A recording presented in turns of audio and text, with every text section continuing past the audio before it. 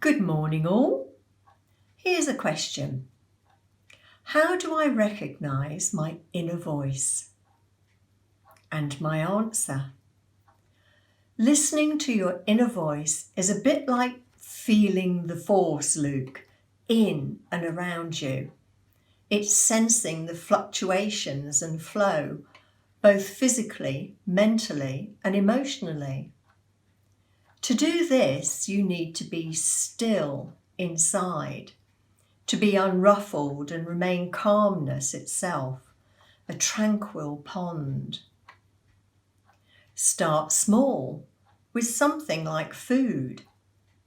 Hold some food next to your solar plexus area and feel whether your body embraces it or seems to push it away. Check with food you know disagrees with you and with some that you know makes you feel good and vital. Then close your eyes, hide which is which, and do it again. Trust. Always trust what you sense, even if it doesn't seem to make any sense to you logically.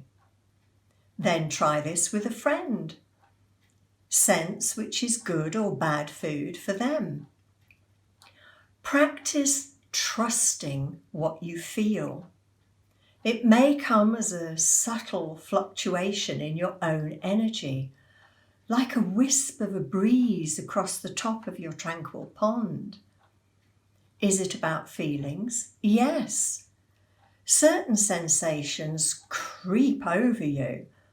That may be exceedingly pleasant or rather weird.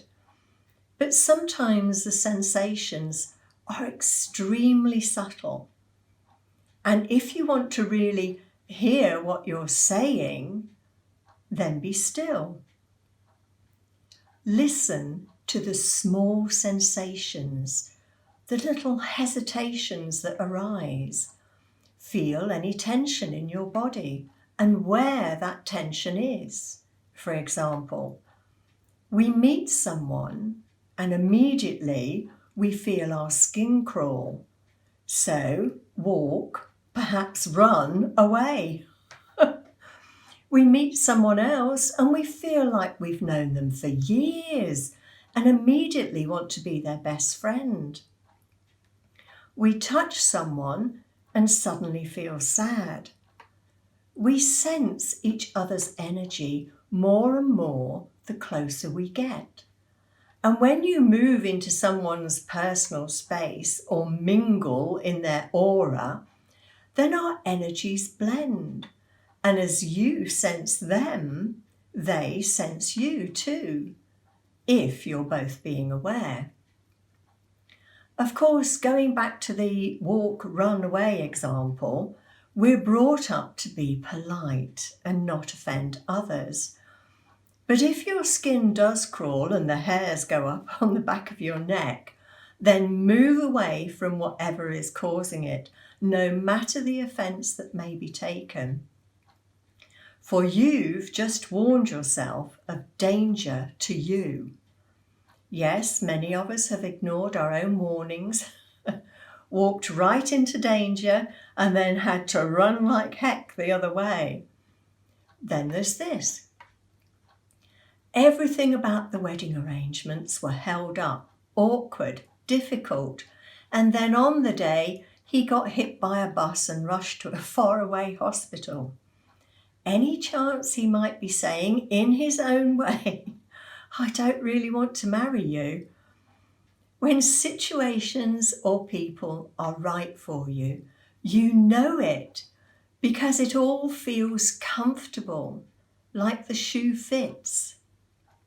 If your shoe, symbolically, rubs anywhere, take it off and walk away. Is it about words? Yes. Ever noticed how certain words keep popping up all over the place, like blooming great signposts? If you're pondering about something and asking for guidance, it'll be given. Notice what catches your eye immediately after pondering your question. Maybe you catch the headlines at the newsstand, dangerous situation averted, or you see a sign on the road, danger, men at work. You pass some wires that have been there for years, but you notice a sign this time that says, danger, do not touch. Perhaps you catch half a conversation and just hear, clearly the danger was such a thing wasn't, as the couple walked by. Have you got your answer yet? Or the headlines could be, loving couple celebrate 100 years of happy marriage. Or an advert in the bus station, I love my car, cornflakes, soft hair. Or a sign at the animal shelter, please take me home and love me. Or the half-whispered conversation of a couple walking by, I love you so much, you're the best thing. Have you got your answer yet? It's all awareness and connecting the dots. But those dots will only mean something to you. Your friend will only see an advert or the fluffy kitten and think you're totally bonkers if you say, yes, I'm going to marry him, the advert said so. Is it about synchronicities? Yes. Ever noticed how when something is right, everything fits together seamlessly? Perhaps it's like that old saying, when the shoe fits. I know this to be true because of the series of events that led to Chris and I getting together. Couldn't have been imagined or designed by either of us. Well, yes, of course, it was, but you know what I mean. Here's another example. My sister-in-law suddenly had a terrible headache on the way to a very important meeting. She was with her boss in his car, and he had to stop on the slip road onto the motorway so she could control her headache. The headache lasted 10 minutes exactly and then stopped. Her boss was not pleased about the delay or having to stop in such an awkward, even dangerous spot. But after having eventually joined the motorway, they were directed off at the next junction due to a massive pile-up. Had they not stopped, they may very well have been killed because they would probably have been caught up in the middle of that huge accident. So you're never late. You always arrive at the exact right time, no matter what happens on your journey. You may get lost, be delayed by a tractor, or snooze too long in the lay-by.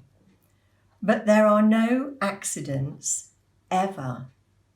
If we get lost, we know that at some time in the future, the knowledge we've just gained of the area will come in handy at a later date. Maybe you bump your car into a plumber, and 2 days later your washing machine leaks. He fixes it, stays for coffee, and 10 years later you have 3 children together. Perfect.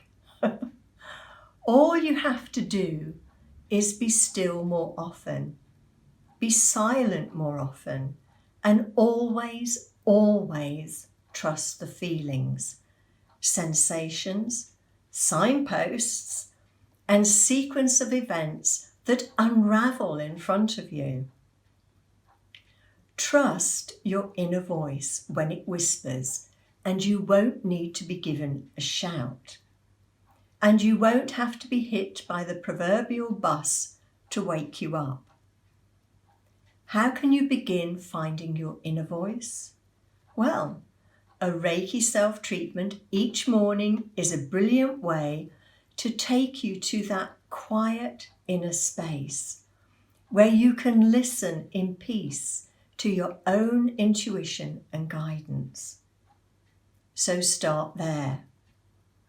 Now have an exceptionally powerful Chikara-Reiki-do weekend.